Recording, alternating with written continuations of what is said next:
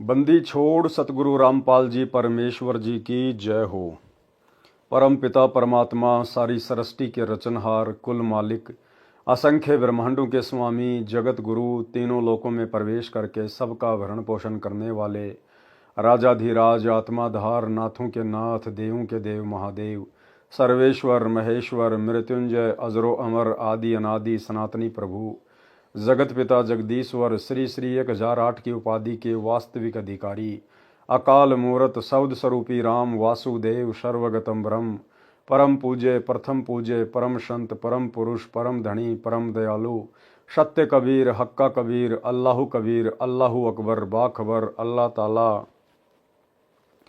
जगत के तारणहार जगत के मुक्तिदाता जगत के जगन्नाथ हारे के सहारे हिंदुओं के राम मुसलमानों के अल्लाह सिखों के वाहिगुरु ईसाइयों के मसीह दया के सागर दया निधि करुणा के सागर करुणा निधि स्वयंभू परिभू संकट मोचन कष्ट हरण मंगल करण दुख भंजन अविगत कबीर निर्विकार निर्विषम परमात्मा अलय अलेख सतगुरु आदि अनादि सतगुरु असली मर्यादा पुरुषोत्तम असली राम असली कृष्ण असली घनश्याम असली मुरारी राजाओं के राजा महाराजाओं के महाराजा शहंशाहों के शहंशाह सम्राटों के सम्राट भगवानों के भगवान अल्लाहों के अल्लाह प्रभुओं के प्रभु मसीहाओं के मसीह सच्चे वाहिगुरु बाबाओं के बाबा पीरों के पीर सेठों के सेठ जगत सेठ सावलसा सेठ सर्वगुण संपन्न अनंत कोटि कलाओं के स्वामी अनंत कोटि ब्रह्मांडों के नायक योगियों में महायोगी ध्यानियों में महाध्यानी सिद्धों में परम सिद्ध ज्ञानियों में तत्व ज्ञानी ब्रह्म ज्ञानी महाज्ञानी परम ज्ञानी सर्वश्रेष्ठ ज्ञानी विज्ञानी युवा कबीर समरथ कबीर असमवात अमित ओजा सच्चे रहनुमा करीम अल्लाह सुभान अल्लाह दुनिया के अंतिम पैगंबर 8 सितंबर 1951 से गांव धनाना जिला सोनीपत हरियाणा भारतवर्ष की पावन भूमि पे प्रकट रियल कल की भगवान श्री नारायण साकार हरि श्री बाबा साहिब शब्द स्वरूपी राम संत श्रोमणी सतगुरु रामपाल जी परमेश्वर जी के चरण कमल में साध संगति से जुड़े हुए देश विदेश से आपरम सभी सत्सेवक भाई बहनों का अनंत कोटि दंडवत प्रणाम।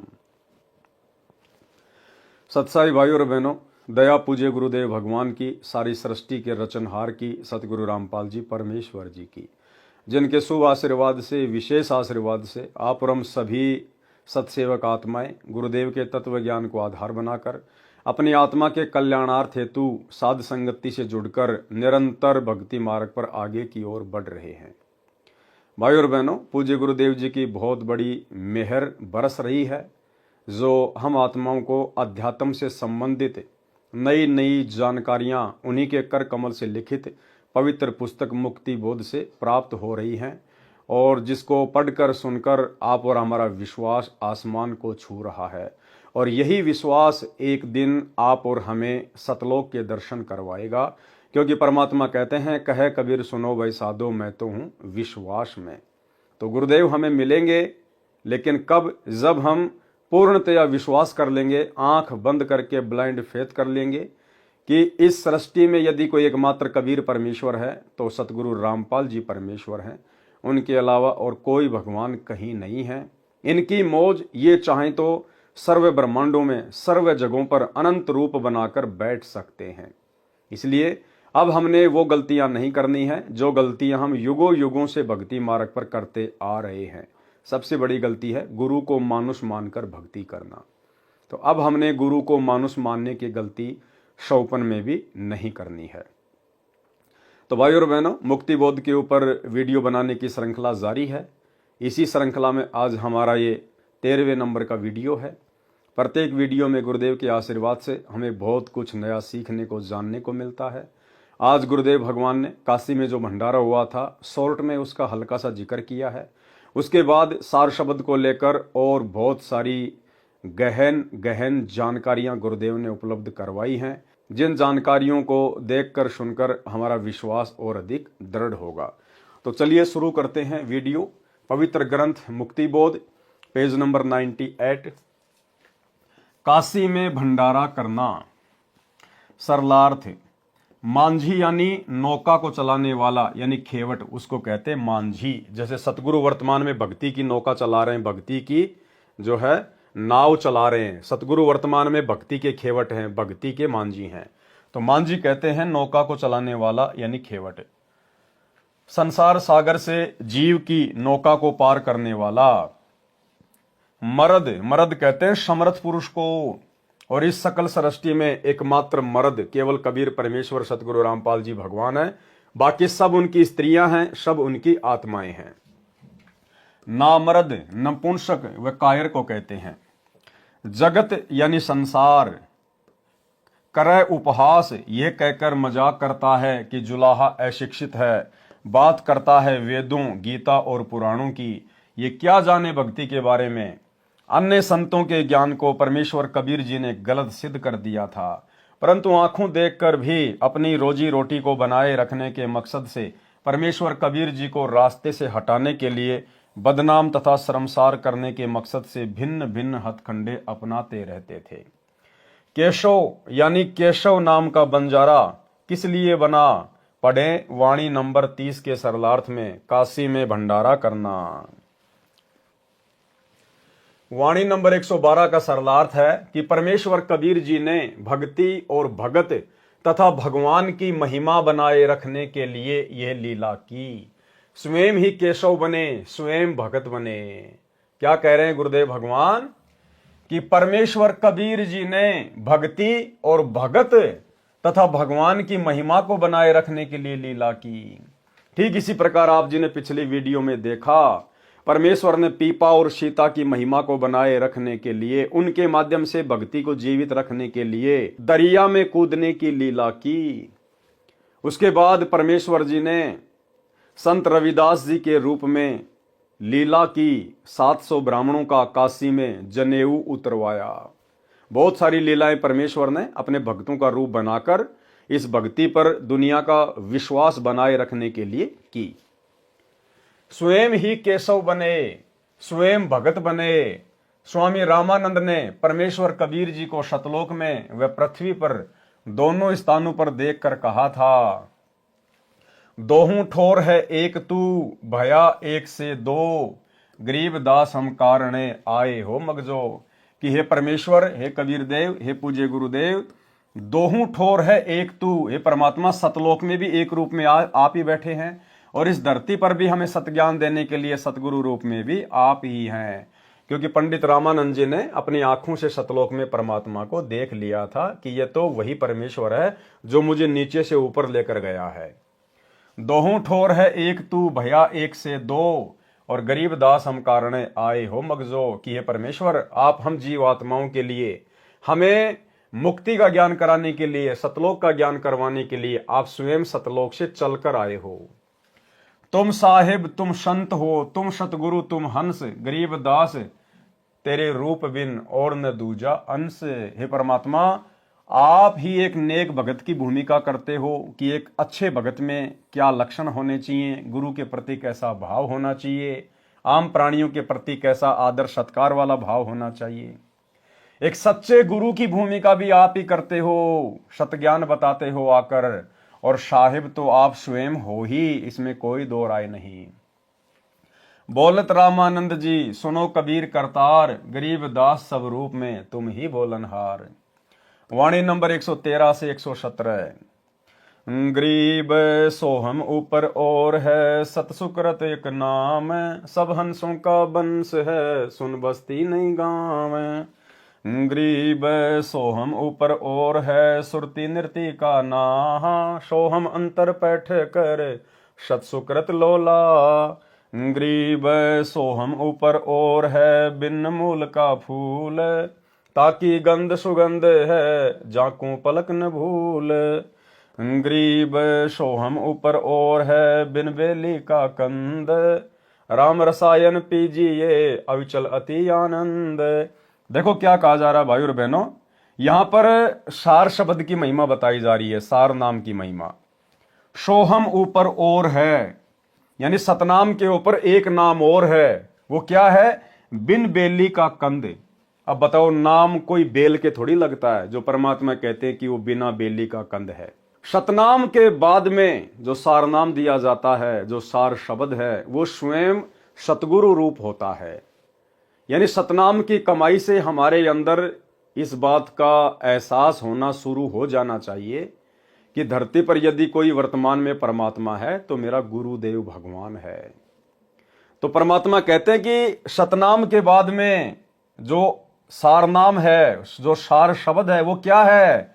सोहम ऊपर और है, बिन बेली का कंद। बिन बेली का कंद यानी वो कबीर भगवान, वो कबीर परमात्मा जो किसी मां से पैदा नहीं हुआ।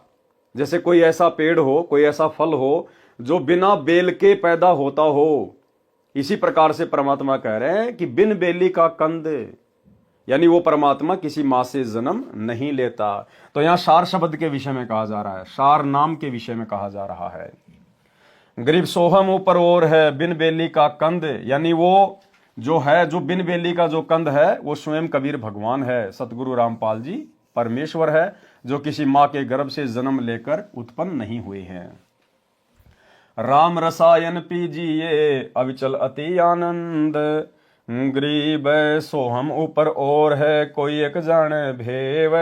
यानी सतनाम के बाद में जो सारनाम है, जो सार शब्द है, यानी स्वयं जो कबीर भगवान है, उसको तो कोई एक ही जानेगा, कोई कोई जानेगा उसको। क्योंकि सतगुरु रूप में परमात्मा की पहचान करना कोई बच्चों का काम नहीं है, ये परमात्मा स्वयं ही दया बख्शता है, तभी जीव इनको पहचान पाता है। गरीब सोहम ऊपर और है, कोई एक जाने भेव, यानी कोई एक ही उसका भेद जान पाता है। गोपी गोसाई गैब धुनी जाकी कर ले सेव। आगे परमेश्वर ने इन वाणियों के सरलार्थ में बहुत अच्छे से समझाया है, ध्यान से सुनना है। जैसा कि परमेश्वर कबीर जी ने कहा है तथा संत गरीबदास जी ने बोला है, सोहम शब्द हम जग में लाए, सार शब्द हम गुप्त छिपाए। कबीर परमेश्वर ने कहा कि सोहम शब्द तो हम जग में ले आए, जो कि जाप करने का है, श्वास उश्वास का, और सार शब्द हमने गुप्त छुपाए। गुप्त क्यों छुपाए भाई? क्योंकि सार शब्द स्वयं ये कबीर भगवान है, सतगुरु रामपाल जी परमात्मा है। इसकी तो केवल पहचान करनी होती है, ये कोई सुमरण का नहीं है, ये कोई जाप करने का नहीं होता है। सोहम शब्द हम जग में लाए, सार शब्द हम गुप्त छुपाए। उसी का वर्णन इन अमृतवाणियों में है कि कुछ संत व गुरुजन परमेश्वर कबीर जी की वाणी से सोहम शब्द पढ़कर उसको अपने शिष्यों को जाप के लिए देते हैं। वे इस दिव्य मंत्र की दीक्षा देने के अधिकारी नहीं हैं, और सोहम का उपदेश यानी प्रचार करके फिर नाम देना संपूर्ण दीक्षा पद्धति नहीं है। अधूरा नाम है, मोक्ष नहीं हो सकता। सोहम नाम के ऊपर एक सत सुकृत यानी कल्याणकारक संपूर्ण मोक्ष मंत्र और है, यानी सोहम के बाद तो एक नाम और दिया जाएगा। वह सब हंसों यानी निर्मल भक्तों के वंश हैं, यानी अपना परंपरागत मंत्र है। क्या है वो मंत्र है जो मंत्र हम सतलोक में छोड़ के आ गए थे। तो सतलोक से क्या छोड़ के आए थे? अपने भगवान को छोड़ के आए थे। अरे सतलोक से अपने परमात्मा को छोड़ के आए थे, अपने गुरुदेव भगवान को छोड़ के आए थे काल के साथ में। तो वो स्वयं कबीर भगवान धरती पर सतगुरु रूप में प्रकट होता है, और फिर स्वयं ही परमात्मा अपनी जानकारी करवाता है। अच्छी नीयत वाले भगत को, मोक्ष के अधिकारी भगत को परमात्मा फिर ये आभास करवा देता है। भगत को परमात्मा सूक्ष्म दिव्य दृष्टि दे देता है, और भगत ज्ञान को आधार बना के गुरु आशीर्वाद से अपने गुरु को पहचान लेता है कि ये सामान्य गुरु नहीं है, ये मेरा पिता है, मेरी आत्मा का पति है, ये मेरा कबीर भगवान है, जिसको मैं सतलोक में भूलकर छोड़कर आ गया था। सोहम नाम के ऊपर एक सुकृत यानी कल्याणकारक संपूर्ण मोक्ष मंत्र और है। वह सब हंसों यानी निर्मल भक्तों के वंश अपना परंपरागत मंत्र है, जिसे भूल जाने के कारण मोक्ष प्राप्त नहीं कर सकते। यदि ये मंत्र प्राप्त नहीं होता है तो उसको नहीं बस्ती नहीं गांव यानी कोई ठिकाना नहीं मिलता। अगर गुरु की परमात्मा के रूप में पहचान नहीं करी भगत ने, तो भाई वो ना घर का ना घाट का धोबी का कुत्ता बन के रह जाएगा। सतगुरु से उपदेश लेने के बाद भी चाहे कोई सा भी मंत्र क्यों ना मिल गया हो, वे घर के रहते न घाट के, यानी मोक्ष प्राप्त नहीं होता। किनको? जो अपने गुरु को ही परमात्मा नहीं मानते हैं उनको। आगे देखिए, सोहम से ऊपर जो कल्याणकारक सत सुकृत नाम है, उसका सुमरण सुरती नृति से होता है, यानी ध्यान से उसका जाप करना होता है। यह पॉइंट विशेषकर उन सभी भगत भाई बहनों के लिए है जो भगत भाई बहन वर्तमान में जल्दबाजी में, देखा देखी में, भेड़ चाल में गुरुदेव भगवान के 2014 बरवाला कांड के बाद जेल जाने के बाद जिन्होंने इन सतलोक आश्रमों में जा जाके 15,000 रुपए दे दे के या 15,000 रुपए का संकल्प कर करके जिन्होंने वो सार नाम ले लिया, वो 3 नाम का मंत्र ले लिया, ये उन भगत भाई बहनों के लिए बहुत विशेष पॉइंट है। क्या कह रहे हैं परमात्मा सार नाम के बारे में?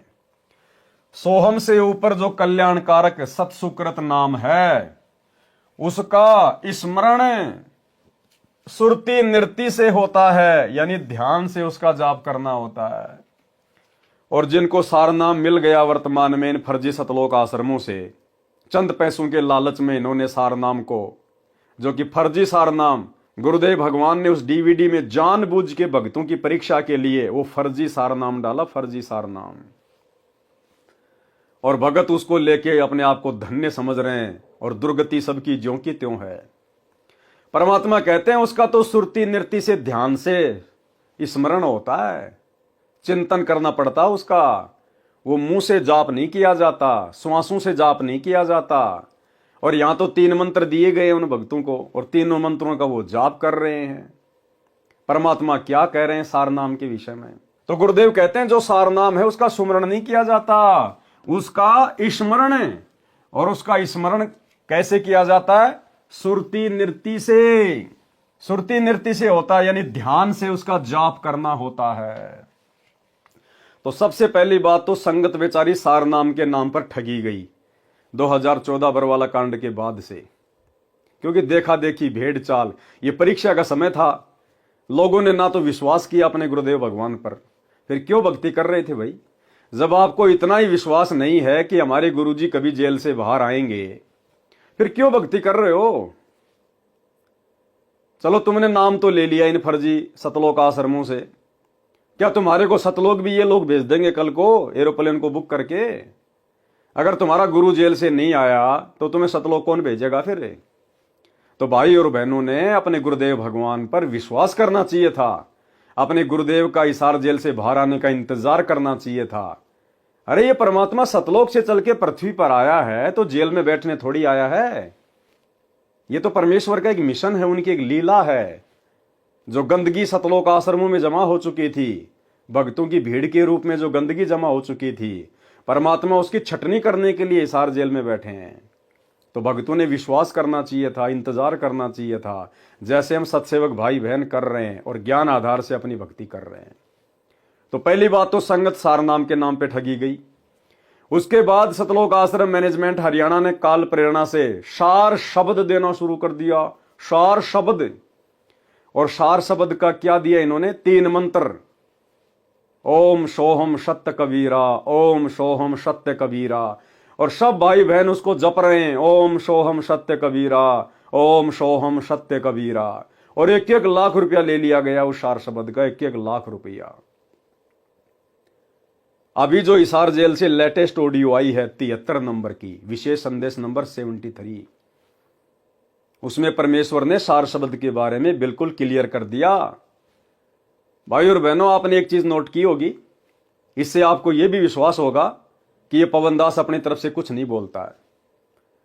परमात्मा मुझे जो प्रेरणा करते हैं वही संदेशा दास आप जियों को देता है।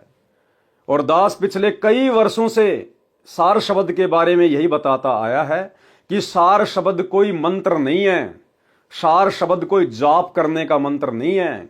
सार शब्द तो खुद हमारा गुरुदेव भगवान है, खुद हमारा परमात्मा है सार शब्द।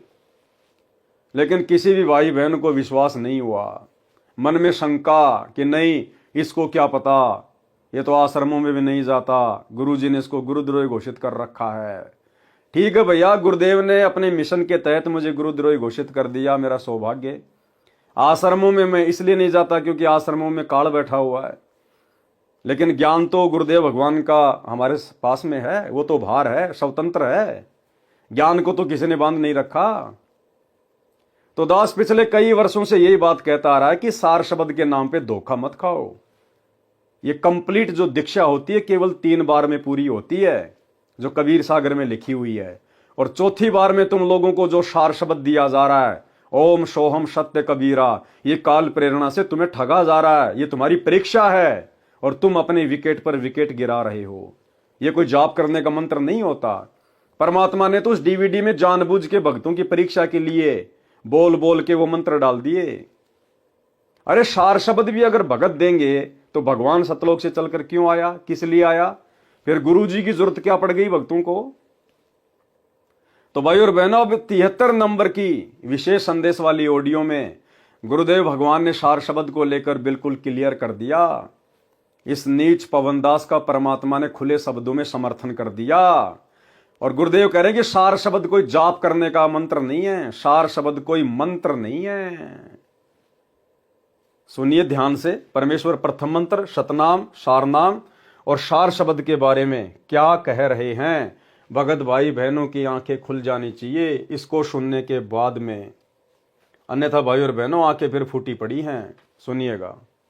पहले तो प्रथम मंत्र ऐसा गजब का, उसके बाद आपको सतनाम दिया जाता है स्टेप बाय स्टेप। ये पहले वर्णित कर रखा था भगवान ने, सारी व्यवस्था कर रखी थी। अब आपको 5-6 साल का मौका दिया जाता है श्वास उश्वास का खूब श्रवण करा करो। हम सार नाम जब देते हैं ताकि तुम दृढ़ हो जाओ और ये फिर बर्बाद ना कर लो। मोक्ष होगा सतनाम से, यानी मोक्ष का मतलब है कि यहां से पीछा छुटेगा सतनाम तक। और सार नाम तो भगवान का है, तो एक बेट मजा बैठाओगा तुमने वहां पर यहां से आपका झंझट मिटा जब बात ऊपर चल लेंगे। तो सांस का सुमन करा करो खूब डट के, और सार नाम मिलने पास फिर उसकी रगड़ ला दे। तो 3 मंत्र के बारे में गुरुदेव ने बता दिया कि सबसे पहले आपको प्रथम मंत्र दिया जाता है, उसके बाद आपको शतनाम दिया जाता है, और शतनाम के बाद आपको 4-5 साल का समय दिया जाता है कि जम के इसका सुमरण करो, मर्यादा में रह के।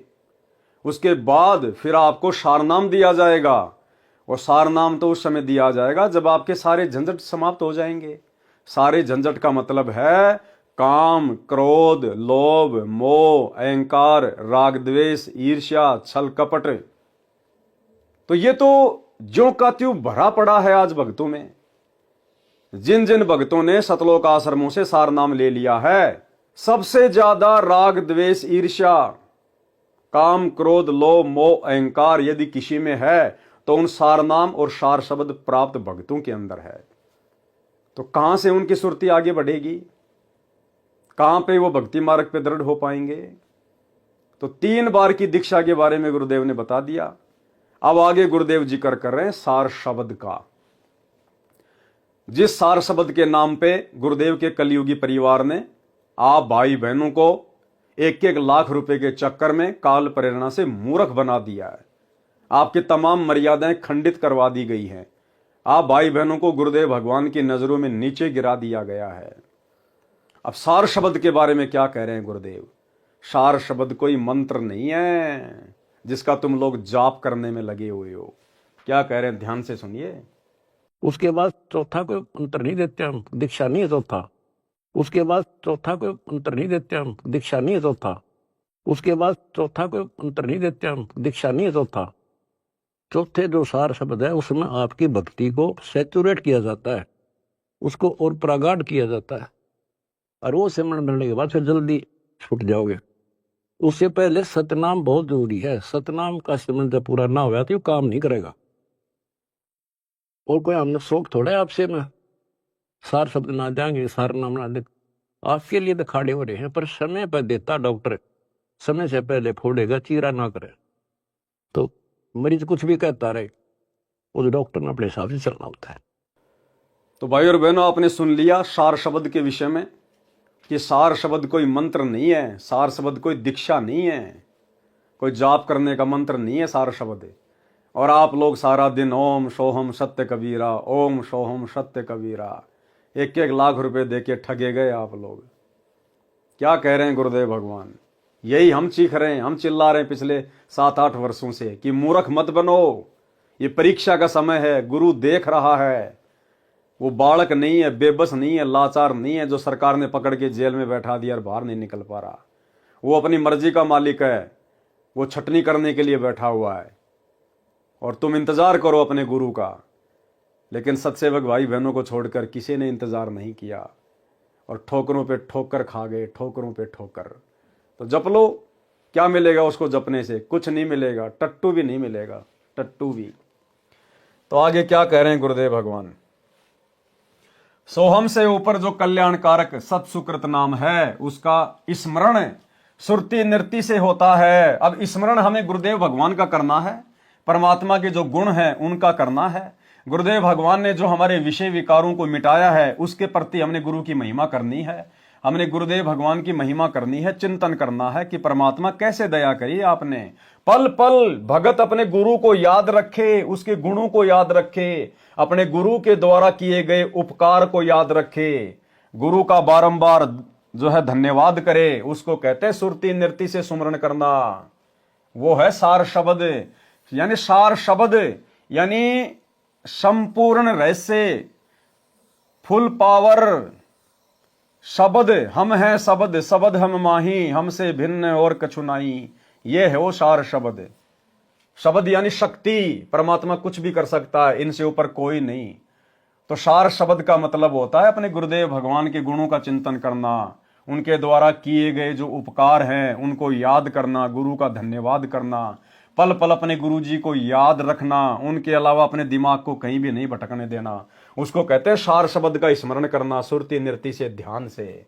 और तुम क्या जाप कर रहे हो, परमात्मा क्या बता रहे हैं? और 73 नंबर की इस ऑडियो में आपने सुन लिया, गुरुदेव ने बिल्कुल क्लियर कर दिया कि सार शब्द कोई मंत्र नहीं है, कोई दीक्षा नहीं दी जाती। और आप लोग क्या कर रहे हो? तो भाई और बहनों, अभी भी समय है, साथ संगति से जुड़ जाओ, वरना जो गलतियां आप सतलोक आश्रमों से जुड़े हुए भाई बहनों ने कर डाली है, माफी नहीं है इन गलतियों की, माफी। आपने अपने गुरु भगवान पर अविश्वास प्रकट कर दिया, आपने उनका इंतजार नहीं किया। ये गलती क्षमा योग्य नहीं है। मौका है, गुरुदेव से नाग रगड़ के समय याचना करके साथ संगति के वीडियो देखना शुरू कर दो। सोहम से ऊपर जो कल्याणकारक सत्सुकृत नाम है, उसका स्मरण सुरति नृत्य से होता है, यानी ध्यान से उसका जाप करना होता है। सोहम नाम का जाप करते करते उस सार शब्द का भी जाप ध्यान से करना होता है। उसमें लो यानी लगन लगा। लगन किस में लगेगी? अपने गुरु में लगेगी, अपने परमात्मा में लगेगी। जो सार शब्द है वह सत्य पुरुष जी का जाप है। किसका जाप है? सत्य पुरुष का जाप है। जो सार शब्द है वह सत्य पुरुष जी का जाप है। उस परमेश्वर के कोई माता पिता नहीं है। अब देखो, बात चल रही है सार शब्द की, और क्या कहा जा रहा है? उस परमेश्वर के कोई माता पिता नहीं है। तो क्या हुआ सार शब्द? सार शब्द का मतलब वो परमेश्वर, वो परमात्मा, वो गुरुदेव भगवान, जिसका कोई माता पिता नहीं है। कौन हुआ सार शब्द? स्वयं गुरुदेव भगवान। ध्यान से पढ़ो। जो सार शब्द है वह सत्य पुरुष जी का जाप है। उस परमेश्वर के कोई माता पिता नहीं है, यानी उनकी उत्पत्ति नहीं हुई। बिन बेली, बिना बेल के लगा फूल है। क्या कह रहे हैं? बिन बेली, बिना बेल के लगा फूल है। बिना बेल के लगा फूल क्या हुआ? जिसके कोई माता पिता नहीं है, जिसको किसी ने पैदा नहीं किया हो, उसको कहते हैं बिन बेली, बिना बेल के लगा हुआ फूल। ये किसके विषय में बात हो रही है? सार शब्द के विषय में। क्योंकि आपने जस्ट पहले क्या पढ़ा? देखो, मालिक ने यहां लिखा हुआ ना, गरीब सोहम ऊपर और है, बिन बेली का कंद। ये किसके बारे में हो रही है बात? सोहम ऊपर और है, यानी सतनाम के बाद में जो सार शब्द दिया जाएगा वो है बिन बेली का कंद। तो कौन है वो बिन बेली का कंद? कोई मंत्र नहीं है, स्वयं गुरुदेव भगवान है। और यहां भी वही बात हो रही है, यानी उनकी उत्पत्ति नहीं हुई। बिन बेली, बिना बेल के लगा हुआ फूल है, अर्थात स्वयंभू परमात्मा कबीर जी हैं। हो गया क्लियर? अर्थात स्वयंभू परमात्मा कबीर जी हैं। बात किसकी चल रही है? सार शब्द की। तो कौन है सार शब्द? स्वयं हमारे गुरुदेव भगवान। उसके सुमरण से अच्छा परिणाम मिलेगा, यानी सतलोक में उठ रही सुगंध आएगी। उस परमात्मा के सार शब्द को तथा उस मालिक को पलक भी ना भूलना, वही आपका उपकार करेंगे। वाणी नंबर 116 का सरलार्थ, वाणी नंबर 115 वाला ही सरलार्थ है। इसमें फूल के स्थान पर मेवा कहा है, कंद। उस परमेश्वर वाली इस सत्य भक्ति रूपी रसायन जड़ी बूटी पीजिए, यानी श्रद्धा से सुमरण कीजिए। जो अविचल सदा रहने वाला आनंद सुख यानी पूर्ण मोक्ष है वह प्राप्त होगा।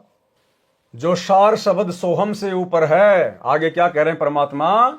जो सार शब्द सोहम से ऊपर है, उसका भेद कोई कोई ही जानता है। जैसे वर्तमान में केवल सत्सेवक भाई बहन ही जान पाए हैं उस सार शब्द को, उसका भेद कोई कोई ही जानता है। गुप्त यानी अव्यक्त, गोसाई परमात्मा, गैब धुनी यानी उस जाप से स्मरण की आवाज बनती है, उसे धुन कहा है। उस मंत्र की सेव यानी पूजा करो। तो पूजा किसकी की जाती है? अपने गुरुदेव भगवान की जाती है। भाई पूजा किसकी करोगे? देव की करोगे ना। तो सबसे बड़ा देव कौन? अपना गुरु, देवों का देव महादेव। तो यहां क्या कहा जा रहा है? उस मंत्र की सेव यानी पूजा कर। तो पूजा तो भाई अपने गुरुदेव भगवान की करते हैं हम। वाणी नंबर 118।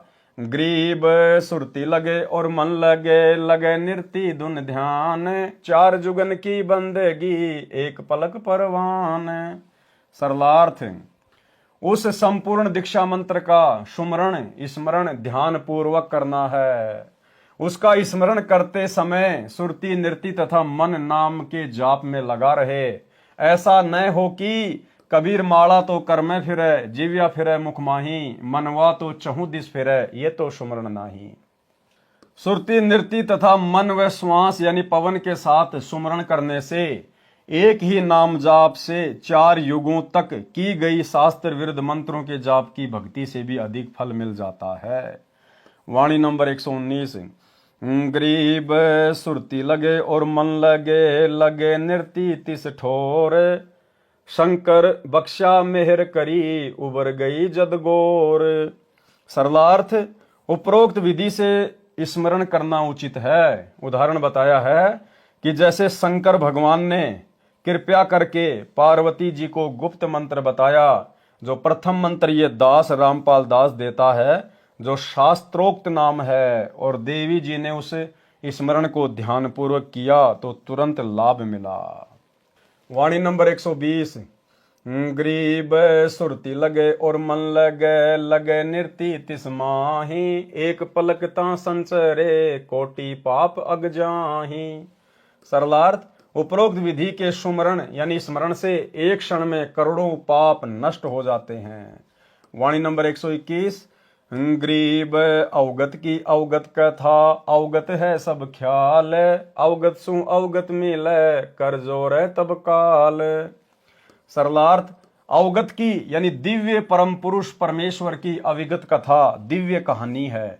उसका ख्याल यानी विचार विमर्श भी अविगत यानी अनोखा है, क्योंकि उसका किसी को ज्ञान नहीं होता। कोई प्रथम बार उस परमेश्वर की महिमा सुनता है तो अनोखी लगती है।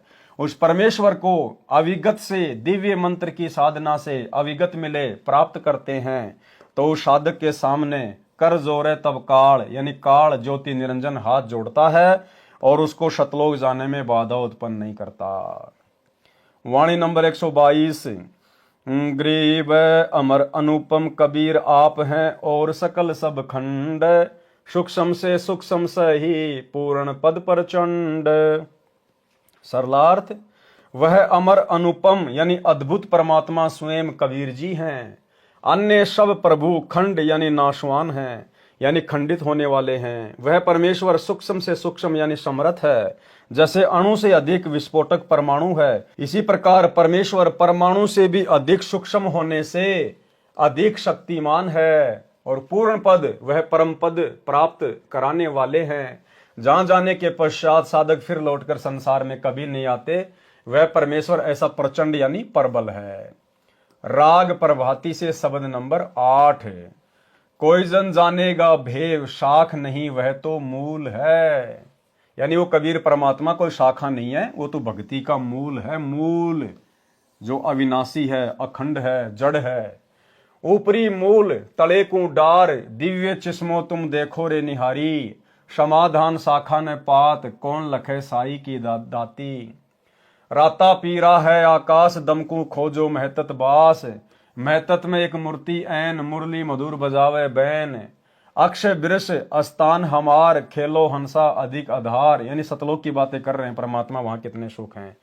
कोटिक ब्रह्मा धरते ध्यान, कोटिक शंभु है सुरज्ञान। नारद विष्णु रटते शेष, कोई न जाने सतगुरु उपदेश। सनक सनंदन है ल्योलीन, यानी सनक और सनंदन जो ब्रह्मा जी के 4 पुत्र हैं, वो भी उस परमात्मा की प्राप्ति में लगे हुए हैं। सनक सनंदन है ल्योलीन, ध्यान धरे सतगुरु दुर्बीन। जनक विदेही और सुखदेव, गोरख दत्त करत हैं सेव। कोटि कला त्रिवेणी तीर, दास गरीब भजी अवगत कबीर। वाणी नंबर 123। गरीब अदम उदाहरण भक्ति है, अदम उदाहरण नाम। अदम उदाहरक संत हैं, जिनकी मैं बलि जाऊं।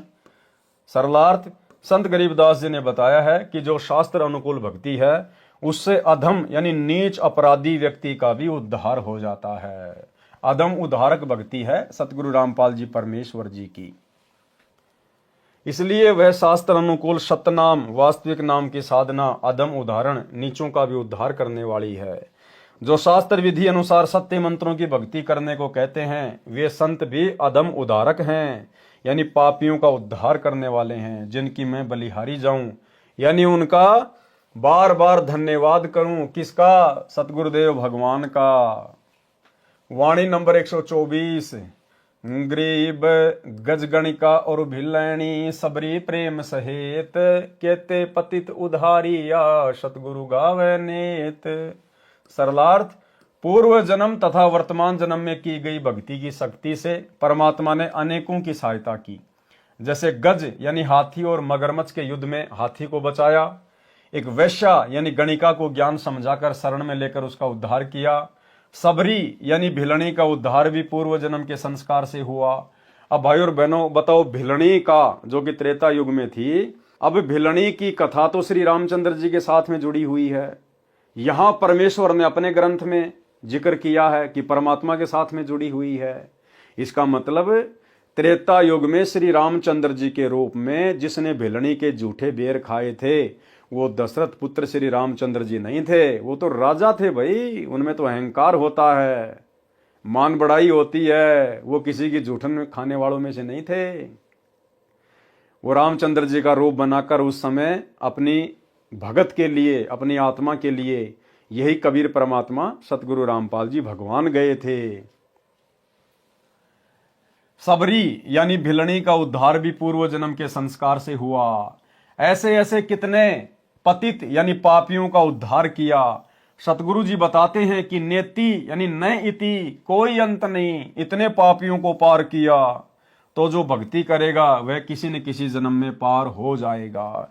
अब देखो, सारे खेल भाई और बहनों ये परमात्मा ही खेलता है। आज से पहले हम जितने भी देवी देवताओं की, ब्रह्मा विष्णु महेश की, राम और श्री कृष्ण जी की जो कथाएं सुन रहे हैं, उन्होंने उसका उद्धार कर दिया, उसका उद्धार कर दिया। ये केवल मार पीट सकते हैं, ये केवल संहार कर सकते हैं, ये अपने कर्म खराब करके यहां से जा सकते हैं। ये किसी का उद्धार नहीं कर सकते, क्योंकि इनका खुद का उद्धार नहीं है। इनके खुद के पास में अदम उद्धारक भक्ति नहीं है। ये दूसरों का उद्धार कहां से कर देंगे? तो इनके रूप में जितनी भी अद्भुत लीलाएं की, अपनी आत्माओं को पार करने की, भक्ति पर लगाने की, स्वयं कबीर परमेश्वर जी ने ही की। एक शब्द है गुरुदेव भगवान का, संतों की महिमा अपरंपार, पूर्ण ब्रह्म मिले करतार। इस शब्द में उन सभी महान महान आत्माओं का जिक्र है, बड़े बड़े परम भक्तों का जिक्र है। इससे हमें भली भांति समझ में आ जाएगा कि भले कोई श्री कृष्ण जी की भक्ति करता था, भले कोई श्री रामचंद्र जी की भक्ति करता था, भले कोई ब्रह्मा विष्णु महेश को पूजता था, आज जिन जिन भक्तों के, भगतमतियों के नाम हैं, उन सबको उनके इष्ट रूप में, जिसको भी वो अपना पूज्य देव मानते थे, राम कृष्ण ब्रह्मा विष्णु महेश, उन देवी देवताओं के रूप में इसी कबीर परमेश्वर सतगुरु रामपाल जी भगवान ने ही जाकर उनकी मदद की, उनकी महिमा बनाई और उनको भक्ति के योग्य बनाया, मोक्ष के योग्य बनाया। इस शब्द से हमें सब समझ में आएगा। संतों की महिमा अपरंपार, पूर्ण ब्रह्म मिले करतार। संतों की महिमा अपरंपार, पूर्ण ब्रह्म मिले करतार। संतों की महिमा अपरंपार, पूर्ण ब्रह्म मिले करतार। यानी जिन भी आत्माओं को भक्ति के लिए जो मिला है वो पूर्ण ब्रह्म करतार मिला है। कबीर भगवान सतगुरु रामपाल जी ही उन आत्माओं को मिले हैं। आज मारे आए संत सुजान, तन मन धन वारूंगी प्राण। आज मारे आए संत सुजान, तन मन धन वारूंगी प्राण। आज हमारे आए संत सुजान, आज स्वयं वो कबीर परमात्मा संत रूप धारण करके, सतगुरु रूप धारण करके पृथ्वी पर आ चुके हैं, हमारे घर में प्रकट हो चुके हैं, क्योंकि हमने घर में उनका दरबार लगा दिया।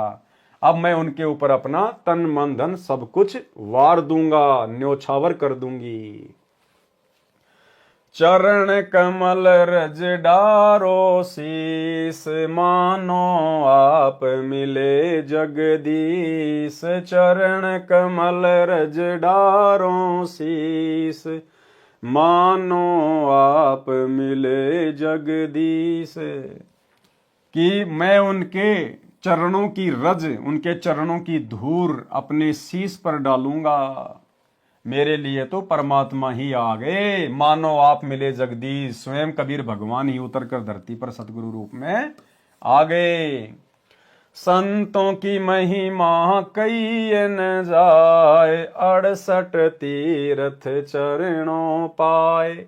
संतों की महिमा कही न जाए, 68 तीर्थ चरणों पाए। कि ऐसे महान संतों की हम क्या महिमा करें, कैसे उनका गुणगान करें।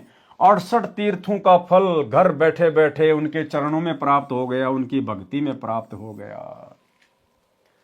संतों की महिमा अपरम पार, पूर्ण ब्रह्म मिले करतार।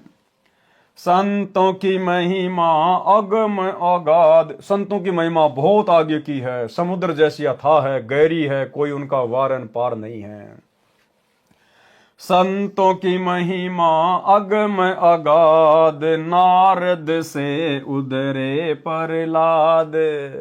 नारद से उधरे प्रहलाद, यानी त्रेता युग में भगत प्रहलाद के पास भी उसको भक्ति पर लगाने के लिए नारद के रूप में यही कबीर परमात्मा गए, यही सतगुरु रामपाल जी भगवान। क्योंकि भक्ति के लिए तो जो भी कुछ कर सकता है यही परमात्मा कर सकता है। तो भगत प्रहलाद जी के पास में नारद का रूप बनाकर कौन गए? कबीर परमात्मा सतगुरु रामपाल जी भगवान। और महिमा बन गई श्री विष्णु जी की, नारद जी की। कोई बात नहीं, आज हमें सच्चाई का पता चल जाएगा। आज उन सब की महिमा फीकी पड़ जाएगी और एकमात्र पूरे विश्व में, पूरे ब्रह्मांड में, तीनों लोकों में गुरुदेव भगवान की महिमा चलेगी। धुरु भेटे नारद निर्बान, अमरपुरी पर रचे विमान। धुरु को भी यही कबीर परमात्मा सतगुरु रामपाल जी भगवान मिले थे। जब धुरु तपस्या करने के लिए जंगल में जा रहा था तो नारद का रूप बनाकर यही कबीर परमेश्वर सतगुरु रामपाल जी भगवान मिले और धुरु को अपना शिष्य बनाया। और उसके बाद अमरपुरी पर रचे विमान, धुरु के लिए परमात्मा ने अलग से नगरी की रचना कर दी, धुरुपुरी की। संतों की महिमा अपरम पार, पूर्ण ब्रह्म मिले करतार। कि हमारा सौभाग्य जो संत रूप में हमें पूर्ण ब्रह्म करतार मिल गया, सारी सृष्टि का मालिक कबीर भगवान मिल गया। संतों की महिमा अगम अगाध, बूढ़ंत राखे गज गिरहा। यानी जो मगरमच्छ और हाथी की जब लड़ाई हो रही थी आपस में, उनका जब शक्ति वो प्रदर्शन हो रहा था, तो डूबते हुए हाथी को किसने बचाया? उसकी ररंकार धुन से। उसने डूबते हुए ररंकार भाव से तड़प के साथ में राम भी नहीं बोल पाया था, इस कसक के साथ उसने भगवान को याद किया, जिसको भी वो मानता था, जानता था, पूजता था आत्मा से। और यही परमात्मा, क्योंकि आत्मा तो हम सब इसी की है, चाहे वो जानवर हो, चाहे पक्षी हो, चाहे इंसान हो, चाहे देवता हो, आत्मा हम इसी कबीर भगवान सतगुरु रामपाल जी की है। तो परमात्मा कहते हैं पानी में डूबते हुए गज यानी हाथी की जीवन रक्षा भी इसी परमेश्वर ने की थी। संतों की महिमा निश्चल थीर, द्रौपदी सुता के बढ़ गए चीर। अब द्रौपदी का चीर किसने बढ़ाया? आम समाज में नाम चल रहा है श्री कृष्ण जी का, जबकि श्री कृष्ण जी को तो पता भी नहीं था। वो तो उस समय रुक्मणी के साथ अपने महल में चौपड़ पासा खेल रहा था, शतरंज खेल रहा था। उस समय द्रौपदी का चीर भी दुशासन से इसी कबीर परमात्मा सतगुरु रामपाल जी भगवान ने बढ़ाया था, अनंत कर दिया था। द्रौपद सुताकू दिन लीर जाके अनंत बढ़ाए चीर, खेचत खेचत खेच कसीसा और सिर पर बैठे हैं जगदीशा। ये है वो परमात्मा जो गुप्त रूप में सारे कार्य अपने भक्तों के संवार देते हैं। संतों की महिमा अपरम पार, पूर्ण ब्रह्म मिले करतार। संतों की महिमा अधिक सुमेर, संतों की महिमा सुमेर पर्वत से भी बड़ी है, उससे भी ऊंची है। भिलनी के खाए झूठे बेर। अब बताओ भिलनी के झूठे बेर किसने खाए? क्योंकि यहां पर तो संत की महिमा चल रही है। अब श्री रामचंद्र जी कोई संत थोड़ी थे, वो तो राजा के बेटे थे, उन्होंने कोई सत्संग थोड़े किए थे, वो कोई सतगुरु थोड़ी थे, कोई वो तत्वदर्शी थोड़ी थे, वो किसी को नाम दीक्षा थोड़ी दिया करते थे। अगर श्री रामचंद्र जी संत थे और वो नाम दीक्षा दिया करते थे, क्योंकि संत तो नाम दीक्षा भी देंगे, तो दो चार उनके कोई चेले तो बता दो जिनको उन्होंने नाम दीक्षा दी हो। तो यहां पर संतों की महिमा गाई जा रही है। और संत भाई और बहनों, पूरी सृष्टि में एक ही है, कबीर भगवान सतगुरु रामपाल जी। तो भिलनी के झूठे बेर ये किसने खाए? पूज्य गुरुदेव ने, कबीर भगवान ने, श्री रामचंद्र जी का रूप बनाकर, क्योंकि महिमा यहां परमात्मा की चल रही है। संतों की महिमा अधिक सुमेर, भिलनी के खाए झूठे बेर। संतों की महिमा निश्चल अंक, वाल्मीक का बाजा शंख। अब द्वापर युग में जो पांडव अपना स्वमेघ यज्ञ कर रहे थे और उसमें जो शंख बजाया था वो किसने बजाया था? वाल्मीकि रूप में, सुपथ सुदर्शन रूप में। किसने? कबीर भगवान सतगुरु रामपाल जी ने। क्योंकि परमेश्वर ने अपने भगत की महिमा बनाए रखने के लिए और भक्ति पर लोगों को जीवित रखने के लिए अपने भगत सुपथ सुदर्शन का रूप बनाकर और श्री कृष्ण और पांचों पांडवों के साथ में गए और उनका पंचायन शंख बजाया। संतों की महिमा निश्चल अंक, वाल्मीकि का बाजा शंख। संतों की महिमा अपरम पार, पूर्ण ब्रह्म मिले करतार। संतों की महिमा अमन अमान, देखो गणिका चढ़ी विमान। गणिका 650 साल पहले काशी में गणिका बहन, जिसने सत्संग सुना, जिसको ज्ञान हो गया, अपने पाप कर्मों से, अपनी वेश्यावर्ती वाले धंधे से आत्मग्लानि हो गई, सतगुरु की शरण में आ गई। तो अंत समय में उस गणिका को विमान में बैठाकर स्वर्ग में किसने भेजा? कबीर परमात्मा सतगुरु रामपाल जी भगवान ने। चमरा जुल्हा तर गए और छिपा नाई रे, गणिका चढ़ी विमान में सुरगापुर धाई रे। परमात्मा ने उसको बारंबार मां के गर्भ में नरक में नहीं आने दिया। परमेश्वर ने उस आत्मा को डायरेक्ट स्वर्ग में भेज दिया इस कलयुग की पिछली पीढ़ी तक। अब परमेश्वर उसको जन्म देंगे या दे दिया होगा। आप और हम निकम्मे थे जो बार बार मां के गर्भ से आ रहे हैं। काशीपुरी कबीर कमाल, गए बे बालद आई रसाल। काशी में जो भंडारा हुआ था, भंडारा किसने किया? वो बालद कहां से आई थी? 9 लाख बोडी भरी विशंबर दिया कबीर भंडारा। उस भंडारे को किसने सफल किया था? कबीर परमात्मा सतगुरु रामपाल जी भगवान ने। क्योंकि संतों की महिमा चल रही है। संतों की महिमा अपरम पार, पूर्ण ब्रह्म मिले करतार। कि संतों की महिमा क्या कहें, अपरंपार है, समुद्र जैसी अगाध अथाह है। आज हमें स्वयं वो भगवान मिल गया, वो संत मिल गया, पूर्ण संत मिल गया सतगुरु रूप में। दिया भंडारा जन रैदास, कनक जनेऊ पद प्रकाश। अब देखो, कल बात चल रही थी, कल के वीडियो में यही तो रविदास जी वाला मैटर था कि रविदास जी ने 700 ब्राह्मणों का रूप बनाया, 700 ब्राह्मणों का जनेऊ उतरवाया। तो यही तो हम कह रहे थे कि वो रविदास जी करने वाले नहीं थे, रविदास जी के रूप में वो लीला परमात्मा ने की थी। तो आ गई यहां बात है कि दिया भंडारा जन रैदास। उस रानी ने रविदास जी को भंडारे में बुलाया और कणक जनेऊ यानी सोने का जनेऊ दिखाया, पद प्रकाश, उन ब्राह्मणों को अपने शरीर में सोने का जनेऊ दिखाया। किसने? महिमा किसकी चल रही है? परम संत की। संतों की महिमा कई न जाए, पीपा कूद पड़े दरियाए। अब देख लो आगे, यहां पे हो गया क्लियर। सीता और पीपा उस दरिया में नहीं कूदे थे द्वारिका देखने के लिए। सीता और पीपा का रूप बना के उस दरिया में कौन कूदा? अपने भक्तों की महिमा बनाने के लिए कबीर परमात्मा, सतगुरु रामपाल जी भगवान। क्योंकि संतों की महिमा चल रही है, यहां पर किसी भगत की महिमा नहीं चल रही है। संतों की महिमा कई न जाए, पीपा कूद पड़े दरियाए। तो दरिया में कूदने वाला पीपा और सीता नहीं थे, इसी भगवान ने पीपा और सीता का रूप बनाया। दास गरीब संतन को सेव, 84 मिट गई सुख देव। कि भाई अगर अपने 84 लाख योनियों का कष्ट मिटाना चाहते हो तो गरीबदास जी कहते हैं किसी पूर्ण संत की तलाश कर लो और उसकी सेवा करो। और भाई ये पूर्ण संत ये किसी के सर्च करने से नहीं मिलता, ये तलाशने से नहीं मिलता। जिसके ऊपर इसकी दया होती है, मेहर होती है, ये उसको स्वयं तलाश लेता है और अपनी शरण में ले लेता है। संतों की महिमा अपरम पार, पूर्ण ब्रह्म मिले करतार। अब आगे बढ़ते हैं अपने उसी मैटर पे। वाणी नंबर 125। गरीब राम रसायन पीजिए, यो ओसर यो दावे, फिर पीछे पछतावेगा, चला चली हो जावे। सरलार्थ, हे भगत, राम रसायन यानी शुभ नाम रूपी औषधि का सेवन कर, जिससे तेरी आत्मा की कीमत बने। रसायन क्या होता है? पूर्व समय में एक साधु ने जड़ी बूटियों का शोध करके रसायन यानी केमिकल तैयार किया। उसको लोहे पर डालने से लोहा सोना बन जाता था।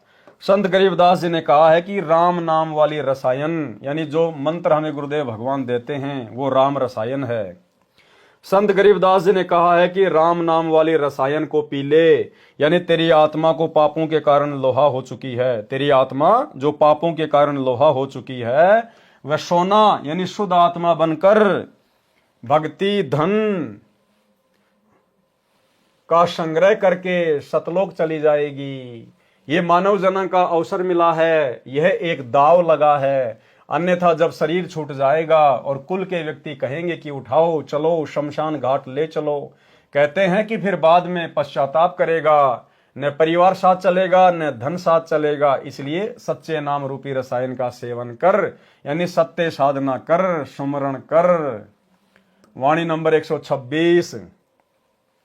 गरीब राम रसायन पीजिए, चोखा फूल चुआई, सुन सरोवर हंस मन पिया प्रेम अघाई।